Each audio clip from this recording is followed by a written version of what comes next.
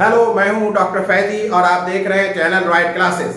Channel riot classes में एक बार फिर आपका स्वागत है। चैनल रॉयट क्लासेस के इस वीडियो सीरीज में, यानी कि वीडियो सीरीज थ्योरी 30 में, जो कि कोर्स कोड 01 का है, chapter 1 basic concept of chemistry है, some basic concept of chemistry. इसमें आज हम लोग पढ़ने जा रहे हैं determination of empirical formula and molecular formula। Determination of empirical formula and molecular formula पढ़ने जा रहे हैं। क्लियर है? चलिए एक बार फिर बताएं कि इस वीडियो सीरीज थ्योरी 30 का सीधा संबंध वीडियो सीरीज थ्योरी 29 से है। 29 से ही हम लोगों ने शुरू किया था determination of empirical formula and molecular formula. Determination of empirical formula and molecular formula. लेकिन एम्पिरिकल फार्मूला या मॉलिक्यूलर फार्मूला को पढ़ने के लिए सबसे जरूरी ये चीज था कि हम लोग परसेंटेज कंपोजिशन बाय मास को समझ सकें। इसलिए पिछले वीडियो सीरीज में, यानी कि वीडियो सीरीज थ्योरी 29 में, हम लोगों ने परसेंटेज कंपोजिशन बाय मास को देखा। हमने वहां देखा कि परसेंटेज कंपोजिशन बाय मास कैसे निकालते हैं। दो मेथड था। अगर मॉलिक्यूलर फार्मूला दिया हो तो कैसे निकाला जाए, अगर मॉलिक्यूलर फार्मूला ना दिया हो तो एनालिटिकल मेथड से कैसे निकालते हैं। ये दो तरीके से हम लोगों ने परसेंटेज कंपोजिशन बाय मास निकालना सीखा था। इसके बाद एक बात आई थी relative number of atom. Relative number of atom पर भी पिछले एपिसोड में बात हो गई थी। आज हम लोग फिर रिलेटिव नंबर ऑफ एटम से शुरू करते हुए आगे बढ़ेंगे। तो वीडियो सीरीज थ्योरी 30 का सीधा संबंध 29 से है। अगर इस टॉपिक को पूरा जानना चाहते हैं तो 29 के बाद ही 30 देखें। क्लियर है? चलिए आगे बात करते हैं। तो हमारा जो पिछले सीरीज से शुरू हुआ था वो ये था determination of empirical formula. EF मतलब एम्पिरिकल फार्मूला एंड MF मतलब मॉलिक्यूलर फार्मूला। कंटिन्यूड, ये कंटिन्यूड है यानी जारी है। तो इसमें हम लोगों ने percentage composition by mass detail देख लिया था। Relative number of atomic mass भी, रिलेटिव नंबर ऑफ एटम भी देख लिया था। चलिए रिलेटिव नंबर ऑफ एटम से ही शुरू करते हैं। देख तो लिया था लेकिन यहीं से शुरू करते हैं। रिलेटिव नंबर ऑफ एटम से ही बात करते हैं। रिलेटिव नंबर ऑफ एटम से ही बात करते हैं। रिलेटिव नंबर ऑफ एटम में एक केस बनाते हैं जब percentage composition is given. Percentage composition by mass is given. Percentage composition by mass is given. अगर परसेंटेज कंपोजिशन बाय मास अगर दिया हुआ है तो percentage composition by mass is given. इस केस में देखिए, जैसे सब्सटेंस है, समझिएगा इस चीज को। सब्सटेंस है, पिछले वीडियो सीरीज में ये बात हुई थी। सब्सटेंस है, इसका कंपोनेंट A एंड B है। कंपोनेंट A एंड B है। मान लेते हैं percent by mass of A हमें मालूम है 20। Percent by mass of B 80 मान लेते हैं। क्लियर है? और atomic mass of A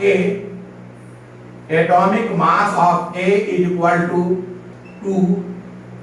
atomic mass of B is equal to 8। ये हमने मान लिया। क्लियर है? अब देखिए सीधी सी बात, हमें नंबर ऑफ एटम निकालना है। Number of atom of A number of atom of A और निकालना है number of atom of B. Clear है? ये हमें निकालना है, number of atom of A और number of atom of B, ये हमें निकालना है। क्लियर है? ये हमारा एक किस्म से क्वेश्चन है, क्वेश्चन पर गौर करिएगा। क्या है ये? क्वेश्चन में परसेंटेज बाय मास दिया हुआ है, that means percentage composition by mass हमें मालूम है, और परसेंटेज कंपोजिशन बाय मास के देने के बाद या परसेंटेज कंपोजिशन बाय मास का जब हमारे पास डाटा हो तो नंबर ऑफ एटम ऑफ ए या number of atom of different component निकालना है। चलिए इस पर आगे डिस्कशन करते हैं। चलिए इस पर आगे हम लोग डिस्कशन करते हैं। देखिए कैसे ये वर्कआउट होगा, कैसे ये वर्कआउट होगा, इस पर गौर करते हैं। सबसे पहले ये देखिए कि हम मानते क्या है। परसेंटेज में दिया हुआ है मास, अब मास मानते क्या है?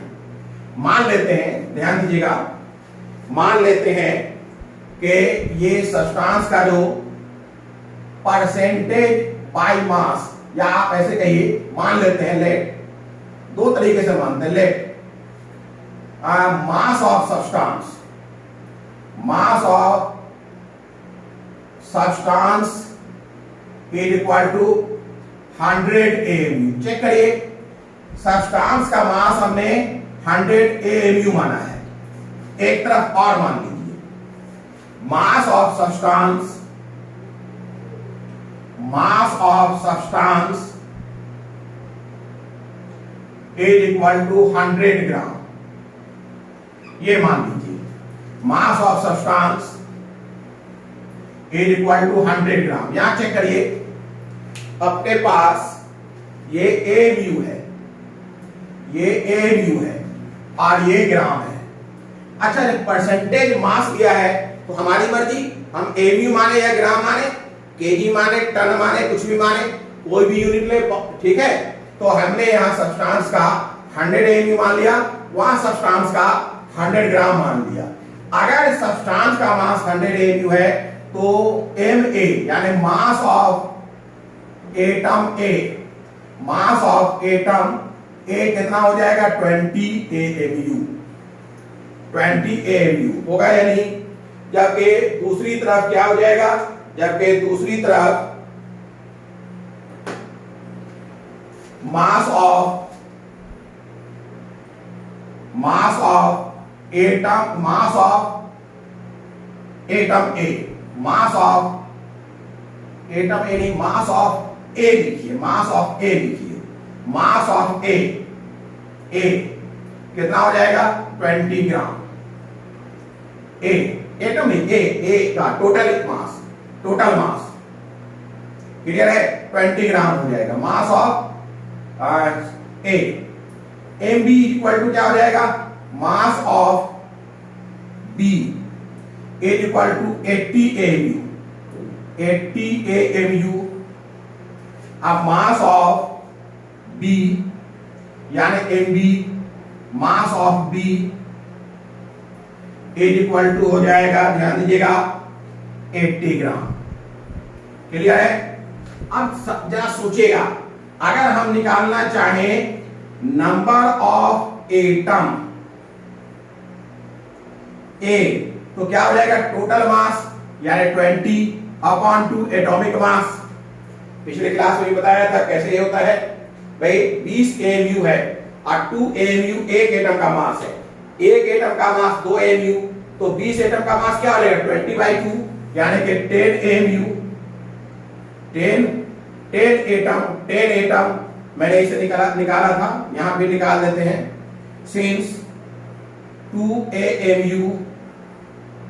AMU बराबर 1 एटम, दिस इंप्लाइज 1 AMU बराबर 1/2 atom, atom A, therefore 20 AMU बराबर 20/2, that is 10 एटम, यानी कि 10 एटम मिलेगा हमें, 10 एटम। अगर हम एटम A निकालेंगे तो 10 एटम मिलेगा। क्लियर हो गई बात? यहां भी निकालिए number of atom, number of atom ए। अब यहां पर ये एमयू नहीं है, ये एमयू नहीं है, इसके निकालने के लिए हमें क्या है, फार्मूला मालूम है, mass of sample upon atomic mass, gram atomic mass multiplied by Avogadro number. तो नंबर ऑफ एटम ए के लिए क्या निकलेगा, 20/2 into n not. n not क्या है, एवोगाड्रो नंबर है, यानी कि इसका वैल्यू है 6.022 इनटू 10⁻23। तो नंबर ऑफ एटम ए कितना निकला, यहां नंबर ऑफ एटम ए निकला 10n not, 10n not, 10n not. अब यहां जैसा देखिए 10 एटम और ये 10n नॉट बराबर तो नहीं है, बराबर तो नहीं है। परसेंटेज मास से अगर हम निकालेंगे नंबर ऑफ एटम, तो एटम की संख्या इस बात पर निर्भर करता है कि आपने मास का कौन सा यूनिट सेलेक्ट किया है। एमयू सेलेक्ट किया 10 है, ग्राम सेलेक्ट किया ज्यादा है 10n नॉट है, केजी सेलेक्ट करेंगे और बढ़ जाएगा। तो सवाल ये उठता है कि ये जो नंबर ऑफ एटम हम निकालते हैं ये वास्तव में एक्चुअल एटम नहीं है, रिलेटिव एटम है। अब रिलेटिव एटम क्यों कर रहे हैं वो अभी आपको समझ में आ जाएगा। Number of atom A 10, number of atom A 10n naught, clear है। अब हम निकालने जा रहे हैं number of atom B. Number of atom B अगर हम निकालें नंबर ऑफ एटम बी, देखिएगा अगर हम निकालें नंबर ऑफ एटम बी तो कैसे निकलेगा, number of atom B, number of atom B इसी तरीके से निकल जाएगा, बराबर हो जाएगा 80, क्योंकि 80 एमयू है अपॉन 8 यानी एटॉमिक मास है, ये भी निकलेगा 10, क्लियर है। यहां भी निकालिए number of atom B, number of atom B, number of atom B क्या निकल जाएगा, 80 ग्राम अपॉन 8 ग्राम एटॉमिक मास हो गया इनटू n नॉट बराबर 10n नॉट। यहां भी 10n नॉट निकला, ये 10 ये 10n नॉट, तो दोनों सब बराबर नहीं है, दोनों केस में बराबर नहीं है, लेकिन इनका रेशियो बराबर होगा। अगर हम नंबर ऑफ एटम ए और नंबर ऑफ एटम बी का रेशियो ले लें तो इसमें आएगा 10/10 मतलब 1/1। अगर यहां भी ले लें number of atom A upon number of atom B तो आएगा 10n not upon 10n not मतलब 1/1। तो ये जो एटॉमिक ये जो नंबर ऑफ एटम निकल रहा है ये वास्तव में रिलेटिव नंबर ऑफ एटम है। रिलेटिव नंबर ऑफ एटम का मतलब कि जो यूनिट लेंगे उसके अकॉर्डिंग, अगर एटम ए का 10 है तो एटम बी इसके कॉन्टेक्स्ट में रिलेटिव में कितना है, ये मतलब निकल रहा है, और ये डिपेंड करता है यूनिट टू यूनिट। इसलिए हम रिलेटिव नंबर ऑफ एटम निकालते हैं, वास्तव में नंबर ऑफ एटम नहीं निकालते। तो ये था हमारा रिलेटिव नंबर ऑफ एटम का कॉन्सेप्ट। तो अगर हम बात करें रिलेटिव नंबर ऑफ एटम के लिए तो आप यहां देखिए ये जो निकल रहा है ये रिलेटिव नंबर ऑफ एटम है, और वो क्या है, percentage composition bye atomic mass, percentage composition bye atomic mass. बात समझ में आ रहा है ना, percentage composition bye atomic mass अगर हम ले लें तो रिलेटिव नंबर ऑफ एटम हमें मिल जाएगा। तो हम रिलेटिव नंबर ऑफ एटम के लिए एक फार्मूला लिख लेंगे, रिलेटिव नंबर ऑफ एटम के लिए एक फार्मूला लिख लेंगे, percentage by mass upon atomic mass, percentage by mass upon atomic mass. तो रिलेटिव नंबर ऑफ एटम निकालने के लिए हम आसानी से percentage by mass upon atomic मास लिख सकते हैं। तो ये एक फार्मूला हो गया अपना, क्या फार्मूला हो गया, relative number of atom, relative number of atom बराबर percentage by mass upon atomic mass, upon atomic mass. देखिए अगर ग्राम में लेंगे तो हमारा अलग वैल्यू आएगा, लेकिन रिलेटिव नंबर ऑफ एटम तो सेम आना है, तो हम इसी फार्मूला से निकाल लेंगे। क्लियर है? Relative number of atom is equal to percentage by mass upon atomic mass. Clear हो गई बात? अब अगले केस की बात है। अगला केस हमारा क्या है कि अगर परसेंटेज कंपोजिशन बाय मास की जगह पर वेट वेट रेशियो दिया हो, वेट वेट रेशियो दिया हो, तो उसमें कैसे निकालेंगे? क्लियर है? देखिए वेट वेट रेशियो की बात करते हैं। वेट वेट रेशियो अगला केस बन रहा है हमारा। नेक्स्ट केस है नंबर ऑफ एटम, ठीक है, when weight weight ratio is given या mass ratio is given. Mass ratio is given, mass ratio is given, number of atom when mass ratio is given, number of atom when mass ratio is given। मान लेते हैं substance है, मान लेते हैं substance है, ठीक है, सब्सटेंस है, कंपोनेंट ए एंड बी है, कंपोनेंट ए एंड बी है, ए एंड बी है, मास ऑफ ए और मास ऑफ बी का रेशियो जो है 0.25:4 दिया हुआ है, मान लेते हैं। और यहां देखिए एटॉमिक मास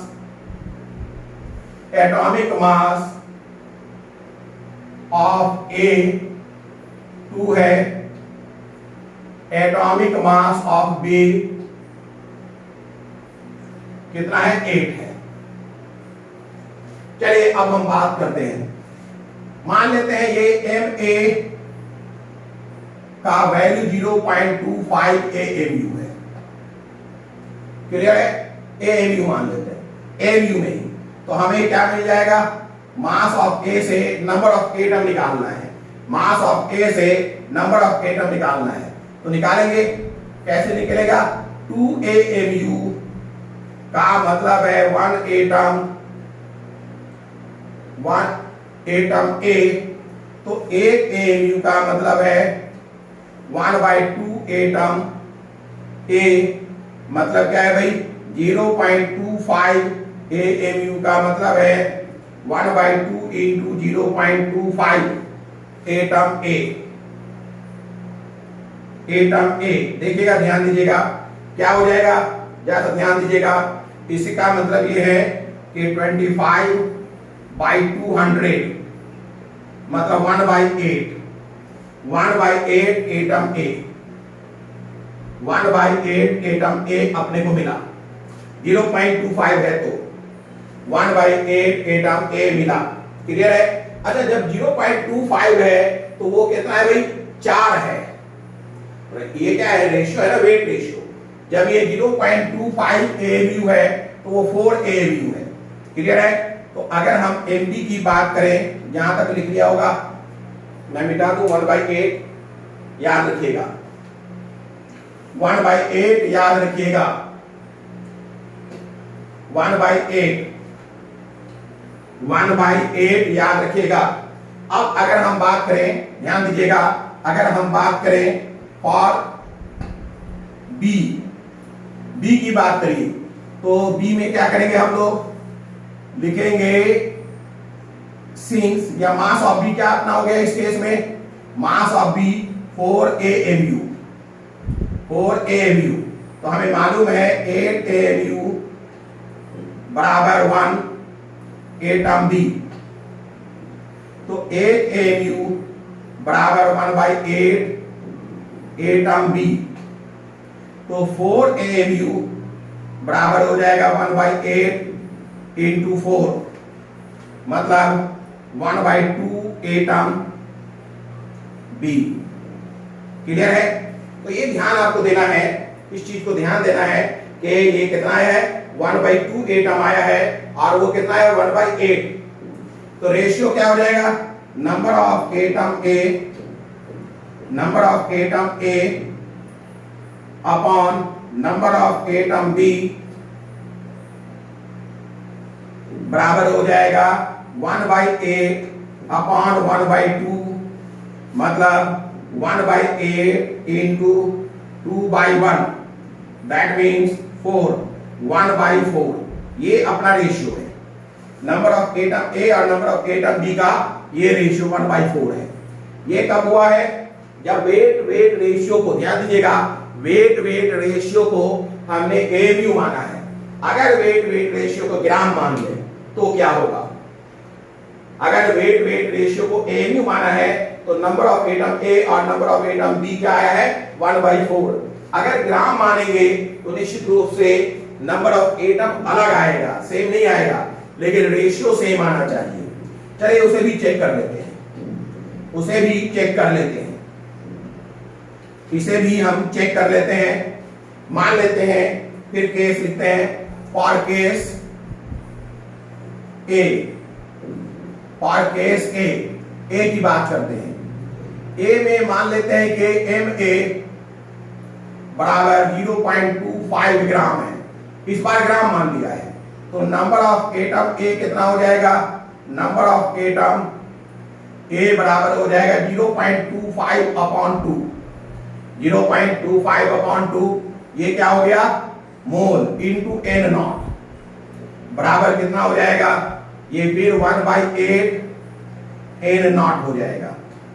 उसी तरीके से for case B, for case B क्या हो जाएगा? Mass of A, mass of B बराबर 4 ग्राम, तो हो जाएगा number of atom B is equal to 4/8, ये सैंपल मास, ये gram atomic mass into n naught, बराबर हो जाएगा एन नॉट बाई 2। अगर हम रेशियो लें तो number of atom A upon number of atom B is equal to हो जाएगा n naught by 8 upon n naught by 2, मतलब n naught upon 8 into 2 upon n naught, n naught cancel, 2 4 जा 8, 1/4, same value आ गया, 1/4 same value आ गया। लेकिन originally number of atom same नहीं है। ग्राम जब हम लेते हैं तो 1/8 एन नॉट आ रहा है ए का, और बी का आ रहा है एन नॉट बाई 2। जबकि एमयू लेते हैं तो सिंपली 1/8 आ रहा है, सिंपली 1/2 आ रहा है। तो इनफैक्ट नंबर ऑफ एटम नहीं निकलता, क्या निकलता है? Relative number of atom, relative number of atom, यानी कि 2 या 2 से अधिक जो कंपोनेंट है उनके एटम का रेशियो असल में निकलता है, रिलेटिव नंबर ऑफ एटम निकलता है। क्लियर हो गई बात? तो ये हमारा रिलेटिव नंबर ऑफ एटम है। तो यहां भी हम लिख सकते हैं कि रिलेटिव नंबर ऑफ एटम का मतलब है वेट वेट रेशियो दिया हुआ है, तो वेट रेशियो यानी मास रेशियो अपॉन एटॉमिक मास कर दें, मास रेशियो अपॉन एटॉमिक मास कर दें, तो हमें रिलेटिव नंबर ऑफ एटम मिल जाएगा, रिलेटिव नंबर ऑफ एटम मिल जाएगा। तो इससे भी हम ये नोट निकाल सकते हैं, नोट कर सकते हैं, लिख सकते हैं, इससे भी हम आगे बात कर सकते हैं। इसका मतलब ये है कि रिलेटिव नंबर ऑफ एटम, ध्यान दीजिएगा, relative number of atom is equal to लिख सकते हैं relative number of atom, relative number of atom is equal to mass ratio, mass ratio upon atomic mass. तो रिलेटिव नंबर ऑफ एटम निकालने के लिए या तो आप मास रेशियो ले लें और एटॉमिक मास से डिवाइड कर दें, या फिर आप परसेंटेज कंपोजिशन ले लें और एटॉमिक मास से डिवाइड कर दें। दोनों स्थिति में रिलेटिव एटॉमिक नंबर मिल जाएगा। रिलेटिव एटॉमिक नंबर का ये कतई मतलब नहीं है कि वो एक्चुअल एटॉमिक वेट दे रहा है, एक्चुअल एटॉमिक मास दे रहा है। रिलेटिव एटॉमिक मास का ये कतई मतलब नहीं है कि वो एक्चुअल मास दे रहा है। क्लियर है? रिलेटिव एटॉमिक मास का मतलब है कि डिफरेंट कंपोनेंट के रेशियोज, एटम के रेशियोज दे रहा है। डिफरेंट कंपोनेंट के एटम का रेशियो दे रहा है, इसका मतलब ये है। क्लियर हो गई बात? कहीं कोई दिक्कत? तो चलिए अब बात करते हैं हम लोग एम्पिरिकल फार्मूला और मॉलिक्यूलर फार्मूला के बारे में। इतना कुछ जानने के बाद, लेकिन एक बार एम्पिरिकल फार्मूला और मॉलिक्यूलर फार्मूला पर आगे बातचीत करने के पहले एक बार फिर बता दें हम लोगों ने क्या क्या सीखा। हम लोगों ने सीखा क्या, सुनिए। Percentage composition by mass, specially VSTS 29 में सीखा, और relative atomic mass, relative number of atom सीख लिया। Relative number of atom is not actual number of atom. Relative number of atom का मतलब है कि दो या दो से अधिक कंपोनेंट के रेशियो, नंबर ऑफ एटम का रेशियो है असल में। क्लियर हो गई बात? चले यहां तक सीख लिया। अब चलते हैं एम्पिरिकल फार्मूला और मॉलिक्यूलर फार्मूला के बारे में बात करने के लिए। सबसे पहले बात करें कि फार्मूला का क्या मतलब है। फार्मूला का मतलब होता है group of symbol of the element. Element के ग्रुप ऑफ सिंबल होगा जो रिप्रेजेंट करता है किसको, वन मॉलिक्यूल, जो एक मॉलिक्यूल को रिप्रेजेंट करता है सब्सटेंस के, यानी कि ये केमिकल कॉम्बिनेशन को रिप्रेजेंट करता है। तो इसे हम लोग लिख लें, लिखेगा फार्मूला, डेफिनेशन लिखते चलिए। फार्मूला, फार्मूला, फार्मूला का मतलब है कि formula is the group of, formula is the group of, formula is the group of symbol, formula is the group of symbol of the element, is the group of symbol, is the group of symbol of the element, symbol of the element, symbol of the element, symbol of the elements which represents, which represents, which represents,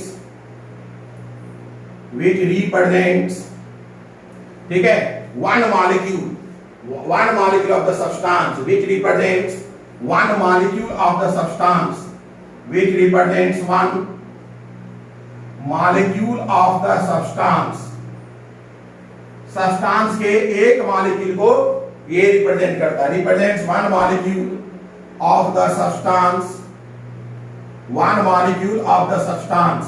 clear है? that is it represents chemical combination of the substance, that is it represents, that is it represents chemical, it represents chemical, it represents chemical combination of the substance, chemical combination of the substance, chemical combination of the substance। तो formula क्या है? Group of symbol है। मान लिया हम water कहते हैं H2O, तो इसमें क्या हमें मिलता है? ग्रुप ऑफ सिंबल मिलता है। ये ग्रुप ऑफ सिंबल क्या है? एक मॉलिक्यूल में मौजूद एलिमेंट बताता है, एलिमेंट को, और वो कॉम्बिनेशन क्या है, कौन कौन एलिमेंट, इसे बताता है। यही फार्मूला है। तो formula is the group of symbol of the elements which represents one molecule, एक मॉलिक्यूल को रिप्रेजेंट करता है, of the substance, that is it represents chemical combination of the substance. जैसे एग्जांपल के रूप में, फॉर एग्जांपल Na2CO3, Na2CO3 ये एक मॉलिक्यूल है, ये रिप्रेजेंट कर रहा है कि इसमें सोडियम है, कार्बन है, ऑक्सीजन है, और किस रेशियो में है, H2O, ठीक है, CH4, CaCO3 etc। क्लियर है? अब फार्मूला भी कई प्रकार के होते हैं। पहला लिखिए इंपिरिकल फार्मूला, अब लिखिएगा इंपिरिकल फार्मूला। फार्मूला भी कई प्रकार का होता है, लिखिएगा इंपिरिकल फार्मूला, इंपिरिकल फार्मूला, लिखिएगा empirical formula, empirical formula, empirical formula, इसे हम EF से इंडिकेट करेंगे।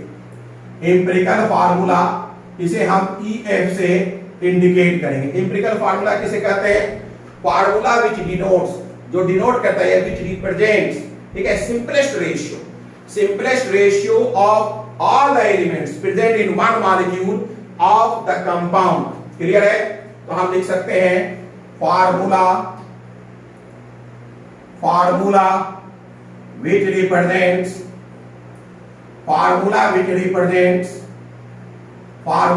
represents simplest ratio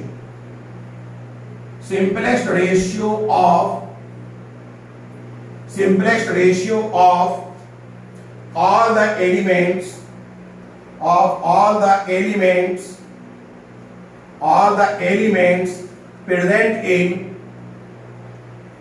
the elements present in a molecule, present in one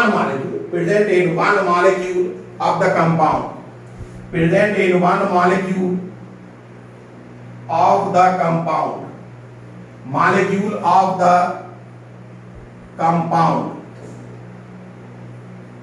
clear है?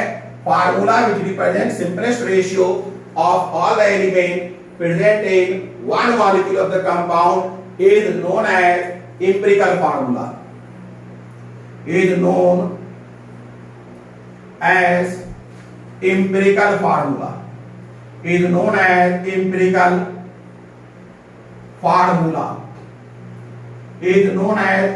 formula. क्लियर है? जैसे फॉर एग्जाम्पल के रूप में बात करें, बेंजीन की बात करिए। बेंजीन सब लोग जानते हैं। बेंजीन का मॉलिक्यूलर फार्मूला जो है C6H6 है मॉलिक्यूलर फार्मूला, लेकिन एम्पिरिकल फार्मूला CH होगा। एम्पिरिकल फार्मूला, क्योंकि ये एम्पिरिकल फार्मूला सिंपलेस्ट रेशियो देता है। तो 6 कार्बन H भी 6 है, तो 6 और 6 वास्तव में क्या हो जाएगा? CH हो जाएगा। तो एम्पिरिकल फार्मूला जो है वो सिंपलेस्ट रेशियो देता है। एम्पिरिकल फार्मूला जो है वो क्या देता है? सिंपलेस्ट रेशियो देता है। क्लियर हो गई बात? ये है हमारा एम्पिरिकल फार्मूला। अब अगर बात करें मॉलिक्यूलर फार्मूला का, मॉलिक्यूलर फार्मूला भी लिख लीजिए। लिखिएगा मॉलिक्यूलर फार्मूला लिखिएगा formula which represents actual number of atom, लिखिएगा मॉलिक्यूलर फार्मूला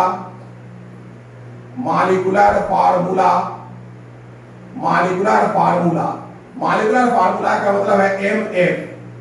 मॉलिक्यूलर फार्मूला का मतलब है MF। मॉलिक्यूलर फार्मूला किसे कहेंगे? Formula which represents actual number, formula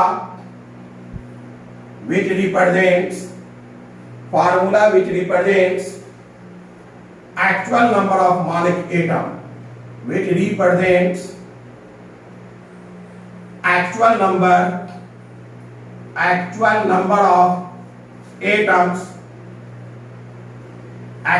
of atoms of constituent element, actual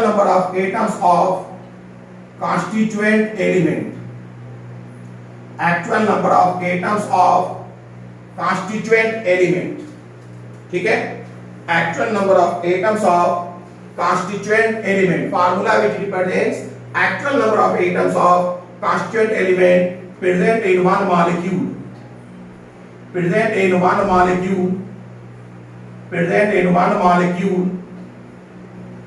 is known as molecular formula,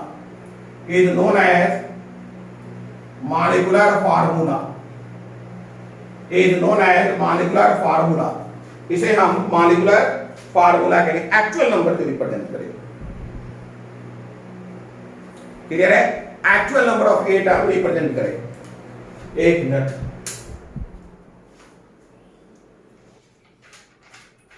fan बहुत disturb कर रहा है। एक्चुअल नंबर ऑफ एटम, ठीक है? Formula which represents actual number of atom of constituent element present in one molecule is known as molecular formula। जैसे example के रूप में लेते हैं, फॉर एग्जांपल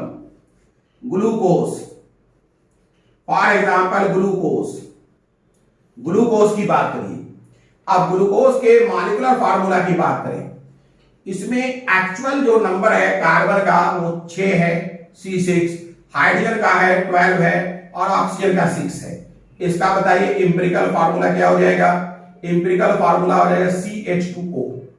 इसका रेशो क्या है 6 12 6, यानी कि सिंपल रेशियो 1:1 ये हो जाएगा। बात समझ में आ रहा है कि नहीं? तो ये है इनफैक्ट क्या है actual formula, molecular formula actual atom ratio जो है डिफरेंट एलिमेंट जो उसमें है उसका एक्चुअल नंबर ऑफ एटम बताएगा। एम्पिरिकल फार्मूला में सिंपलेस्ट रेशियो है। अब जैसे अमोनिया की बात कर लें,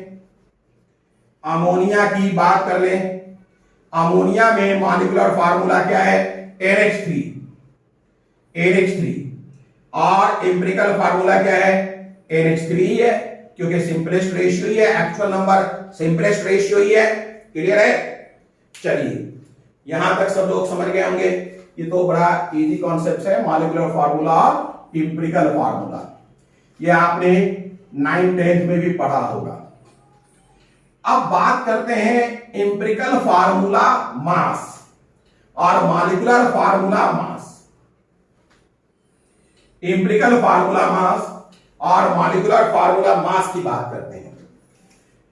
सबसे पहले हम बात करें empirical formula mass EFM, empirical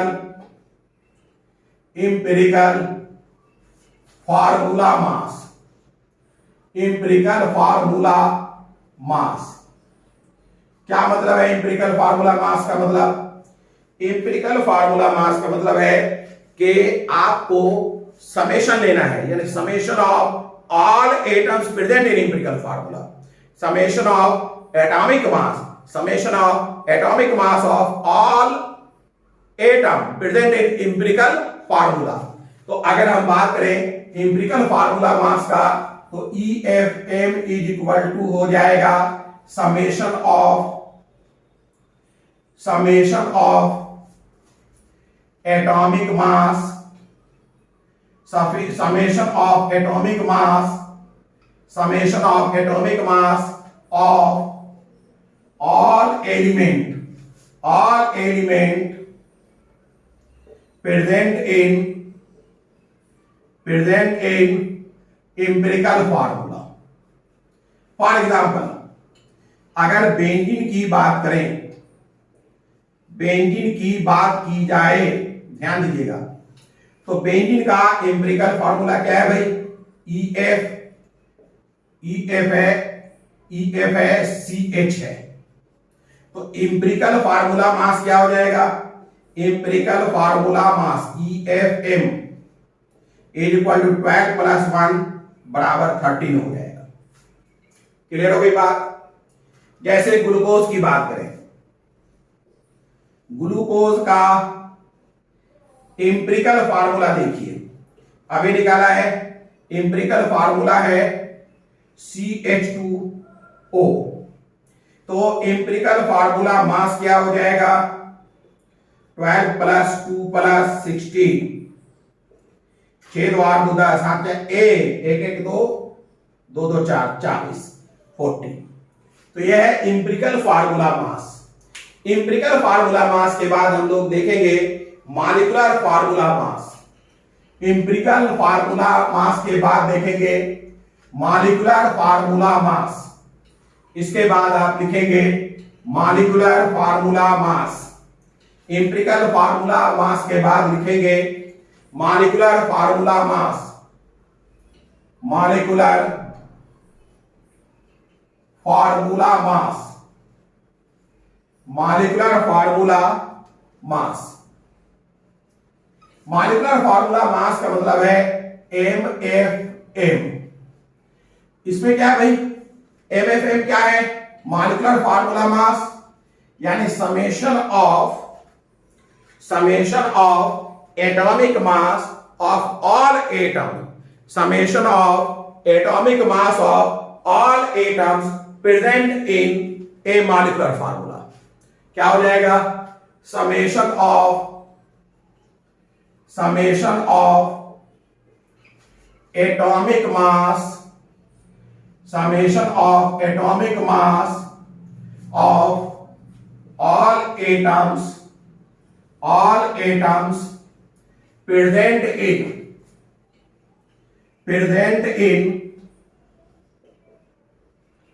summation of atomic mass of all atoms present in one molecule, present in one molecule या present in molecular formula, present in molecular formula. Clear है? जैसे एग्जाम्पल के रूप में, फॉर एग्जाम्पल, जैसे example के रूप में बेंजीन की बात करिए। बेंजीन का मॉलिक्यूलर फार्मूला है C6H6, तो इसका मॉलिक्यूलर फार्मूला मास क्या हो जाएगा? 12 इंटू 6 प्लस 1 इंटू 6, 12 छके 72 प्लस 6 बराबर 78, 78। ग्लूकोज की बात कर लें। ग्लूकोज का मॉलिक्यूलर फार्मूला है, ग्लूकोज का मॉलिक्यूलर फार्मूला है C6H12O6, तो मॉलिक्यूलर फार्मूला मास क्या हो जाएगा? 12 into 6 plus 1 into 12 plus 16 into 6 बराबर 180 आएगा। क्लियर है? तो molecular formula mass, empirical formula मास, उम्मीद है कि क्लियर हो गया होगा। अब एक डिस्कशन करते हैं, एक डिस्कशन किया जाए, एक डिस्कशन किया जाए।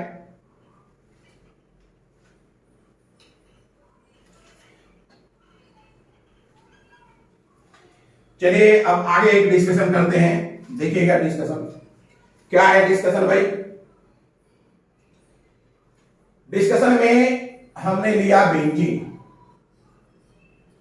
डिस्कशन में हमने ले लिया बेंजीन, बेंजीन, बेंजीन में एम्पिरिकल फार्मूला देखिए। Empirical formula CH, empirical formula CH, empirical formula मास देखिए 30। इसमें मॉलिक्यूलर फार्मूला चेक करिए C6H6, मॉलिक्यूलर फार्मूला मास देखिए कितना है था? 12 के 72 76, 78। क्लियर है? अगर हम मॉलिक्यूलर फार्मूला मास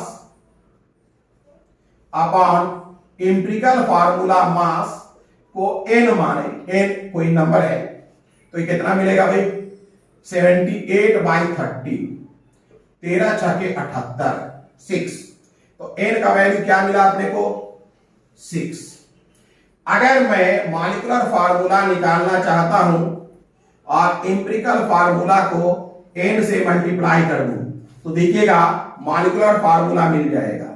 तो molecular formula CH into n, अपने को n मिला है 6, तो CH इंटू 6 मतलब C6H6, तो मॉलिक्यूलर फार्मूला हमें मिल गया। तो अपना एक रिलेशन जनरेट हो गया। Molecular formula is equal to, molecular formula is equal to ये वाला, molecular formula is equal to empirical formula into n। और n क्या है? n क्या है? Where n is equal to, where n is equal to MFM, यानी molecular formula mass upon EFM, EFM, MFM upon EFM। Clear है? तो हमने एक फार्मूला भी देख लिया। चलिए ग्लूकोज पर भी ये अप्लाई करके देखते हैं, ग्लूकोज पर भी ये अप्लाई करके देखा जाए, ग्लूकोज पर भी ये अप्लाई करके देखा जाए, ग्लूकोज पर भी इसे अप्लाई किया जाए, ग्लूकोज पर भी इसे अप्लाई करके देखते हैं। क्या है भाई? ग्लूकोज पर। अब अगला डिस्कशन है ग्लूकोज का। ग्लूकोज का, ग्लूकोज का मतलब है एम्पिरिकल फार्मूला क्या है अपना? CH2O। इसका एम्पिरिकल फार्मूला मास क्या आ जाएगा? बनाइए भाई, 12 2 14 और 14 प्लस 16, ऐसे जोड़िए ना, 12 प्लस 2 प्लस 1 6, 6 2 8 2 10 1 1 1 2 1 3 30। 30 आ गया, क्लियर है ना। अच्छा, मॉलिक्यूलर फार्मूला क्या होता है इसका, C6H12O6। तो मॉलिक्यूलर फार्मूला मास क्या हो जाएगा, मॉलिक्यूलर फार्मूला मास 180 अभी निकाला है। अगर हम n का वैल्यू निकालें तो MFM अपॉन EFM यानी कि molecular formula mass upon empirical formula mass is equal to 180 upon 30 मतलब 6। तो molecular formula is equal to, फिर हमें मिल रहा है एम्पिरिकल फार्मूला इनटू n। क्या है भाई, मॉलिक्यूलर फार्मूला क्या मिल जाएगा, एम्पिरिकल फार्मूला CH2O है, n का वैल्यू 6 है, मतलब C6H12O6। तो सीधी सी बात है, अगर आपको मॉलिक्यूलर फार्मूला जानना है, एम्पिरिकल फार्मूला दिया गया है, अगर मॉलिक्यूलर फार्मूला जानना है, एम्पिरिकल फार्मूला अगर दिया गया है, ठीक है, और अगर मॉलिक्यूलर फार्मूला मास पता चल जाए तो n का वैल्यू निकाल करके आप आसानी से मॉलिक्यूलर फार्मूला भी निकाल सकते हैं। यानी एम्पिरिकल फार्मूला दिया हो, molecular formula mass, empirical formula मिल जाए, मॉलिक्यूलर फार्मूला मास मिल जाए, तो मॉलिक्यूलर फार्मूला भी आप निकाल सकते हैं, मॉलिक्यूलर फार्मूला भी आप निकाल सकते हैं, कहीं कोई दिक्कत। चलिए एक क्वेश्चन बनाइए, आगे क्वेश्चन बनाइए, आगे एक क्वेश्चन बनाया जाए। एक क्वेश्चन है आपके लिए, ध्यान दीजिएगा। क्वेश्चन ये है कि एक एम्पिरिकल फार्मूला है एसिटिलीन का और बेंजीन का, वो CH है। एसिटिलीन का एम्पिरिकल फार्मूला CH है, बेंजीन का भी एम्पिरिकल फार्मूला क्या है, CH है। क्लियर है, तो लिखिए क्वेश्चन है एम्पिरिकल फार्मूला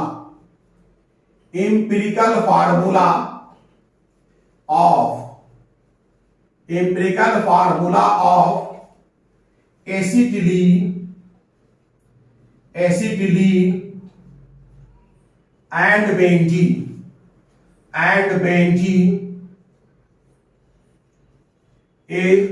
CH। देखिए ये दोनों के लिए सेम है, empirical formula of acetylene and benzene CH है, लेकिन formula of mass of acetylene and benzene जो है वो 26 और 78 है। क्या है, एम्पिरिकल फार्मूला मास, मॉलिक्यूलर फार्मूला मास, लेकिन लिखेगा molecular formula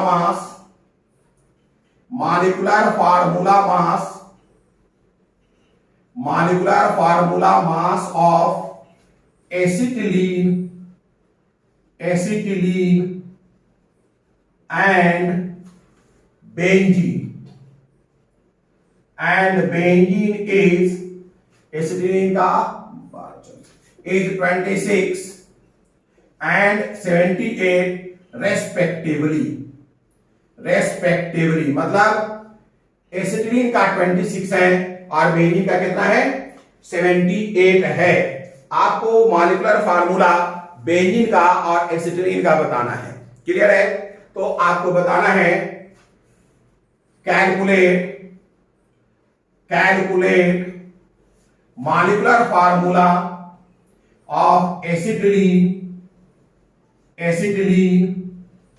and benzene, calculate molecular formula of acetylene and benzene. देखिए सॉल्यूशन, भाई एसिटिलीन की बात पहले कर लें, एसिटिलीन का एम्पिरिकल फार्मूला क्या दिया हुआ है, एम्पिरिकल फार्मूला दिया हुआ है CH मतलब 13, मॉलिक्यूलर फार्मूला मास दिया हुआ है 26, एम्पिरिकल फार्मूला CH है, तो एम्पिरिकल फार्मूला मास कितना मिल गया अपने को, एम्पिरिकल फार्मूला मास मिल गया 13।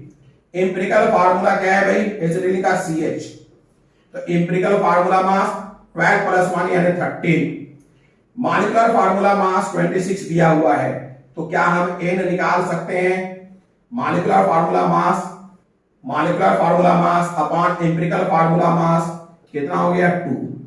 तो मॉलिक्यूलर फार्मूला ऑफ एसिटिलीन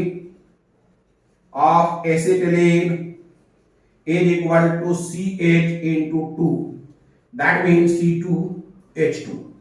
यही मॉलिक्यूलर फार्मूला होता है। अब हम बेंजीन की बात करें, बेंजीन की बात कर लें।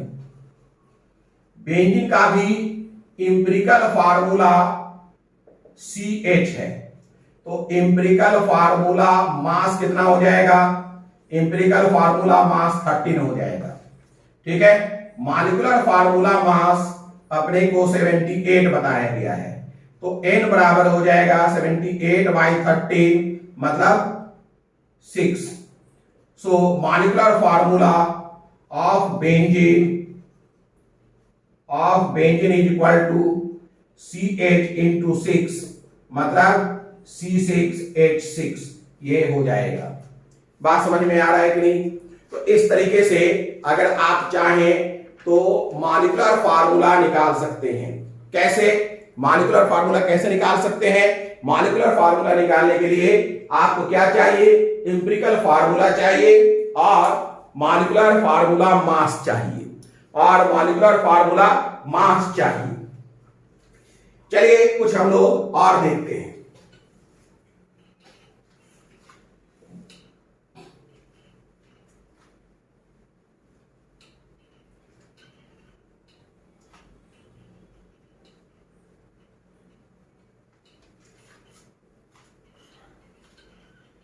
कुछ और हम लोग वर्कआउट कर लें।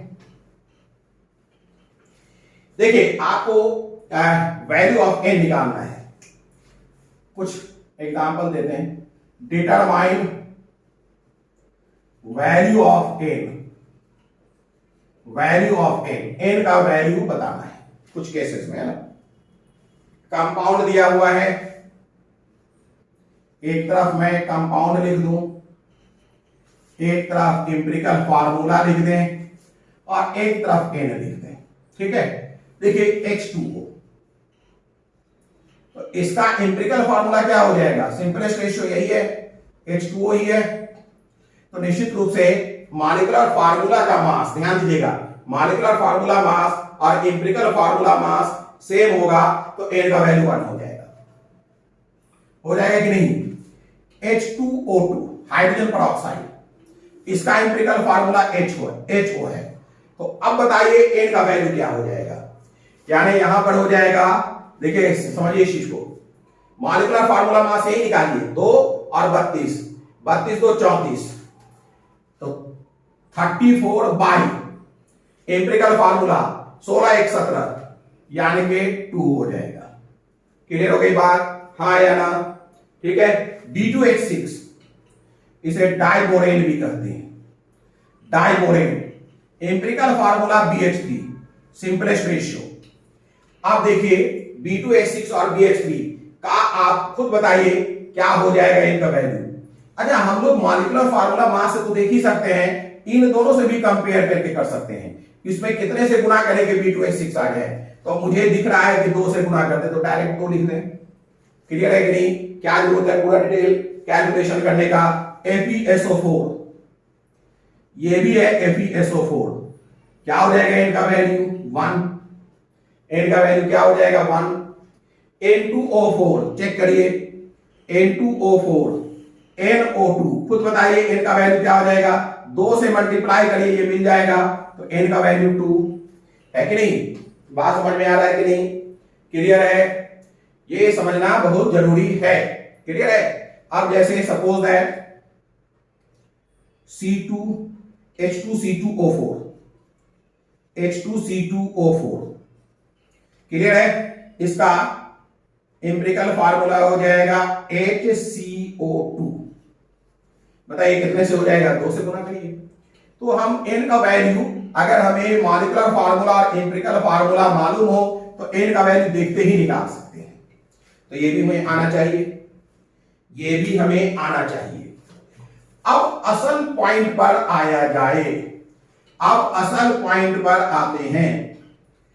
हम लोगों ने वीडियो सीरीज थ्योरी 29 में क्या स्टार्ट किया था? Determination of empirical formula and molecular formula.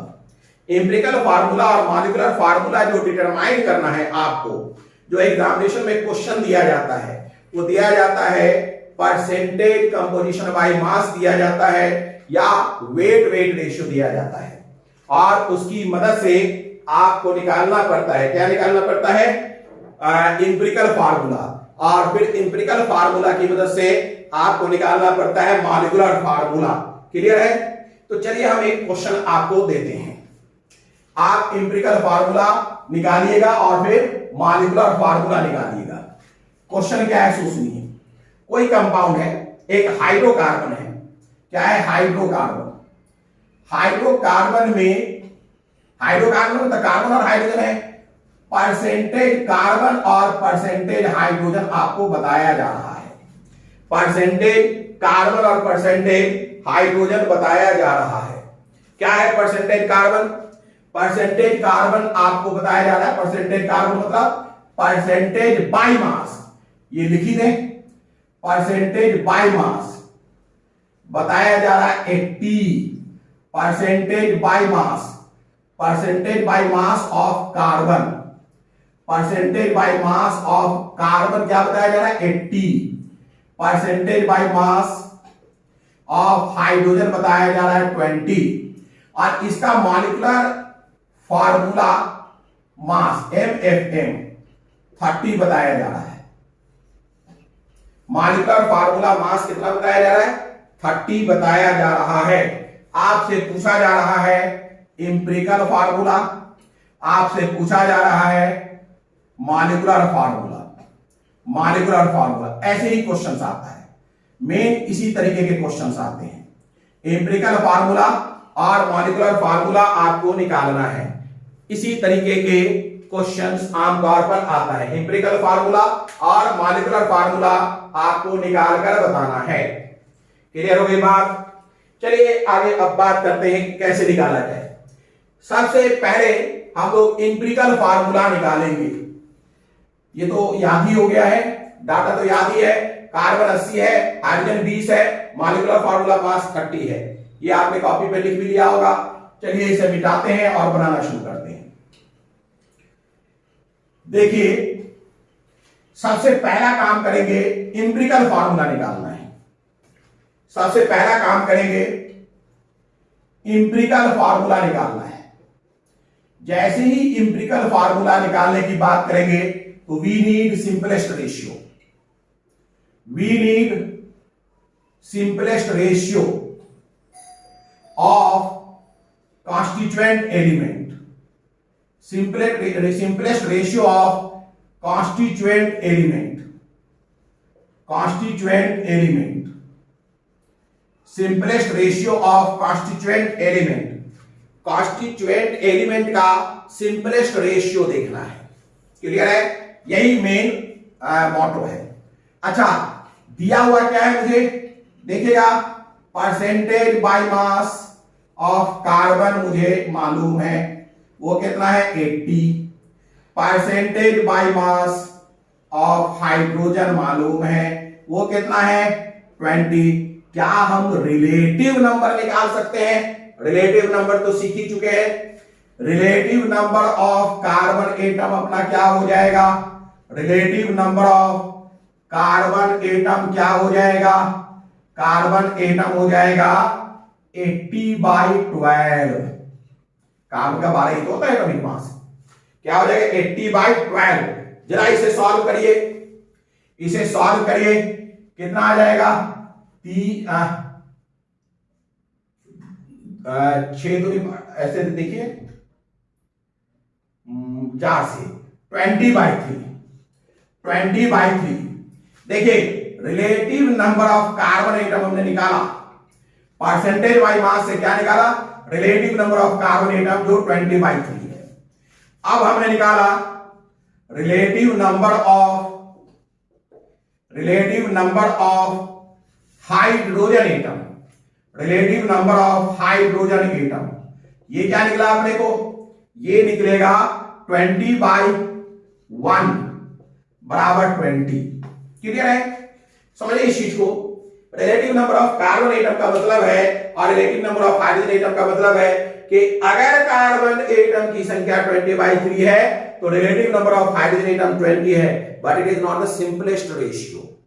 ये सिंपलेस्ट रेशियो नहीं है, ये सिंपलेस्ट रेशियो नहीं है, ये क्या है, ओनली रिलेटिव नंबर है। पिछले क्लास में इस क्लास में भी हमने बात किया है रिलेटिव नंबर का मतलब क्या है कि अगर ध्यान दीजिएगा, रिलेटिव नंबर का मतलब है कार्बन और हाइड्रोजन, कार्बन का अगर ये 20/3 है तो हाइड्रोजन का 20 है, इसका चेंज करेंगे तो इसका भी उसी तरीके से चेंज हो जाएगा, उसी रेशियो में चेंज हो जाएगा, उसी रेशियो में चेंज हो जाएगा। ये रिलेटिव है, लेकिन हमें क्या चाहिए, simplest.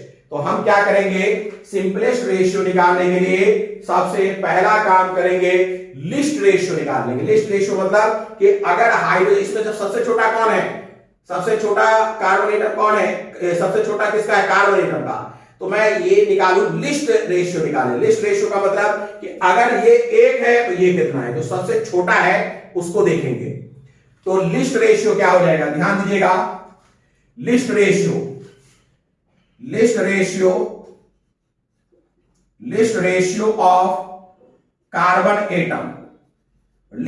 Of carbon atom, list ratio of carbon atom 20/3 upon 20/3 कर लीजिए, यानी 1।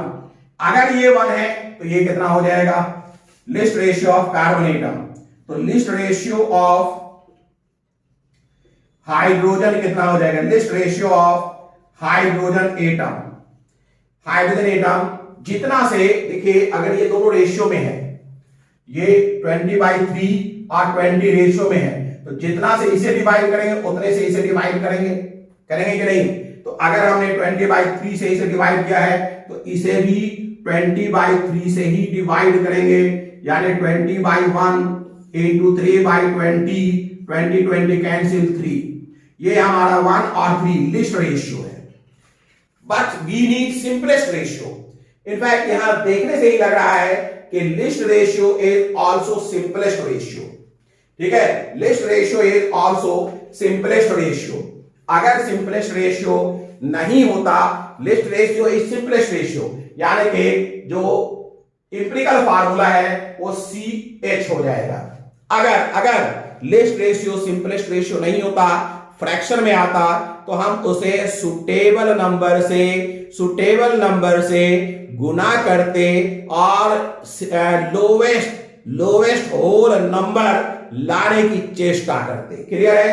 पहले ये समझ लीजिए कि हमने क्या काम किया इंपेरिकल फार्मूला के लिए। इंपेरिकल फार्मूला को निकालने के लिए हमें क्या चाहिए, simplest ratio of constituent element.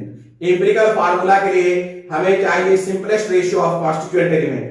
Simplest ratio of constituent element के लिए हमने क्या किया, percentage by mass of carbon 80 जो कि दिया हुआ था, percentage by mass of hydrogen जो कि दिया हुआ था, इन दो डाटा से relative number of carbon atom निकाल लिया। इन दो डाटा से हमने क्या निकाल लिया, relative number of carbon atom and relative number of hydrogen atom. अब इसमें लिस्ट रेशियो निकाला। लिस्ट रेशियो का तरीका क्या है निकालने का, सबसे छोटा 20/3 और 20 में ये छोटा है, जो सबसे छोटा है उसी से उसे भाग दे दीजिए। 20 को 20/3 से भाग दे दीजिए तो ये 1 हो जाएगा। इसे 1 करिए। अगर हम इसे 1 करेंगे और इसे 1 करने के लिए जितना से भाग देना पड़ा उतना से ही इसे भाग देना होगा, क्योंकि ये रिलेटिव है। जितना इसे कम करेंगे उतना इसे कम करना होगा। तो क्या हो जाएगा, हमने लिस्ट रेशियो के लिए 20/3 अपॉन 20/3 किया, ये 1 हो गया। तो यहां भी लिस्ट रेशियो, इसको भी लिस्ट रेशियो के लिए 20/3 किया, तो फाइनली मुझे 3 मिल गया। तो ये जो है least ratio, in fact in this case simplest ratio भी है, तो हमें कोई खास काम नहीं करना पड़ा। यहां लिख लीजिए।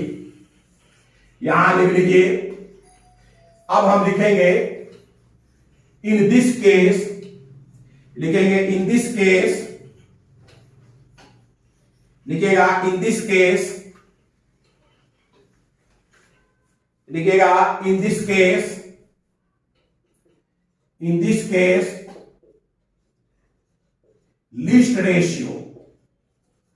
List ratio of carbon and hydrogen is equal to 1:3. List ratio of carbon and hydrogen is equal to 1:3. is simplest ratio, is simplest ratio, is simplest ratio. Clear है? if list ratio is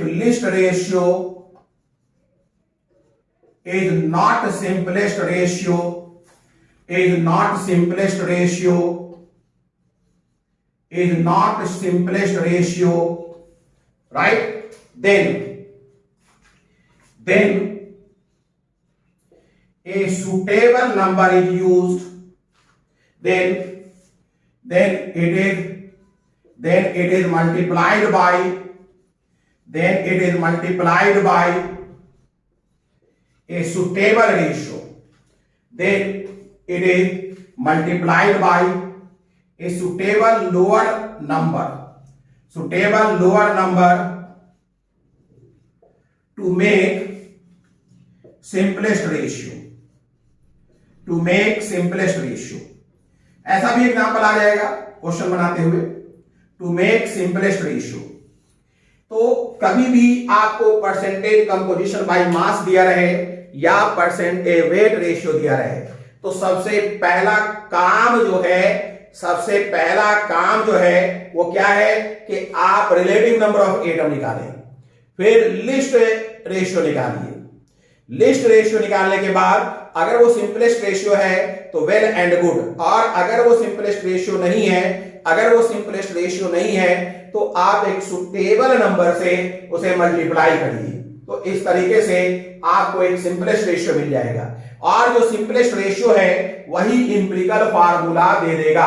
जैसे इस case में this implies empirical formula, इस case में empirical formula अपना क्या आ गया, empirical formula is equal to CH3। अगर इंपिरिकल फार्मूला CH3 है, that means empirical formula mass कितना हो गया, 12 3 15, 12 प्लस 3 मतलब 15। चूंकि हमें मालूम है MFM हमें दिया गया है जो कि 30 है, तो n का वैल्यू क्या हो गया, 30/15 मतलब 2।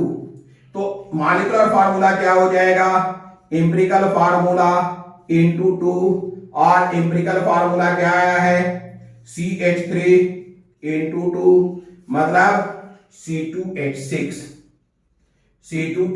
ये मॉलिक्यूलर फार्मूला हो गया और ये इंपिरिकल फार्मूला हो गया। यही हमें डिटरमाइन करना था, empirical formula and molecular formula ही हमें डिटरमाइन करना था। अब देखिए ये जो हमने बनाया है इसे हम एक कॉलम के तौर पर लिख लें तो ज्यादा आसान होगा, कॉलम वाइज लिख लें तो ज्यादा आसान होगा, बहुत आसानी के साथ बनाया जा सकेगा।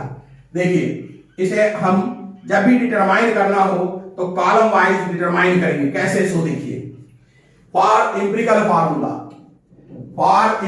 फार्मूला कैसे करेंगे, आप एक कॉलम बनाइएगा, एलिमेंट लिखिएगा, एलिमेंट जो भी हो, कार्बन हाइड्रोजन ऑक्सीजन कुछ भी, परसेंटेज बाय मास या मास रेशियो, और मास रेशियो जो भी दिया रहे, परसेंटेज बाय मास या मास रेशियो दिया रहेगा, और मास रेशियो,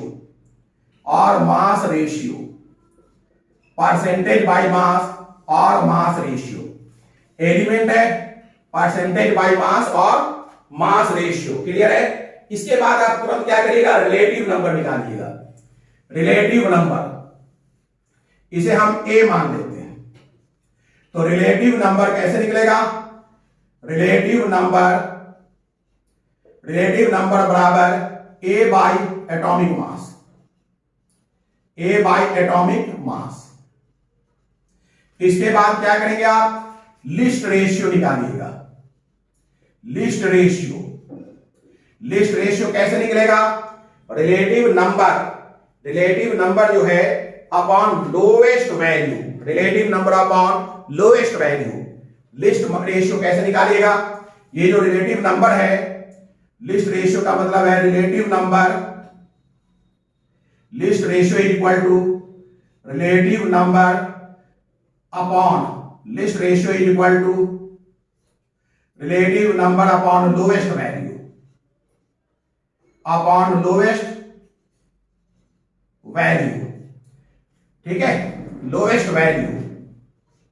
और इसके बाद एस आर मतलब simplest ratio, simplest ratio, simplest ratio, simplest ratio का मतलब list ratio, list ratio into suitable lower number, suitable lower number. तो अब अगर हमें, जैसे हमने कार्बन के लिए निकाला, हाइड्रोजन के लिए निकाला, फटाफट इसमें निकाल सकते थे। जैसे पिछले केस में कार्बन और हाइड्रोजन था, क्या हम लिखेंगे 80% था, 20% था, रिलेटिव नंबर 80/12 यानी कि 20/3 मिल गया। ये था 20/1 मतलब 20 था। लिस्ट रेशियो के लिए हम क्या करेंगे 20/3 अपॉन 20/3 मतलब 1, यहां 20/1 20/20/3 मतलब 20/1 इंटू 3/20 मतलब 3। क्लियर है? यहां पर 1:1 और 3 सिंपलेस्ट रेशियो की जरूरत नहीं है, सेम है, इसलिए हम इसे 1 इंटू 1 से गुणा कर दें, 3 इंटू 1 से गुणा कर दें मतलब 1 3। तो इंपेरिकल फार्मूला अपना क्या मिल गया, इंपेरिकल फार्मूला अपना मिल गया CH3। क्लियर है? इंपेरिकल फार्मूला अगर मिल गया तो फिर हम मॉलिक्यूलर फार्मूला निकाल ही लेंगे। इंपेरिकल फार्मूला मिल गया तो हम मॉलिक्यूलर फार्मूला निकाल ही लेंगे। तो इस तरीके से आप इंपेरिकल फार्मूला निकाल सकते हैं।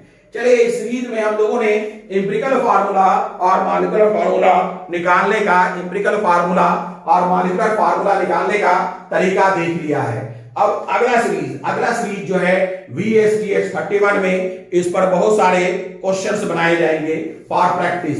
यानी अगला जो थ्योरी है, सीरीज है VSTH 30 है, उसमें इंपेरिकल फार्मूला और मॉलिक्यूलर फार्मूला से के डिटर्मिनेशन से रिलेटेड सिर्फ न्यूमेरिकल ही होगा। उसके बाद हम लोग प्रॉब्लम, ठीक है, बेस्ड ऑन केमिकल इक्वेशन देखेंगे। अगर ये सब आपको समझ में आ रहा है, ठीक है, तो लाइक करिए, शेयर करिए, सब्सक्राइब करिए। Good day.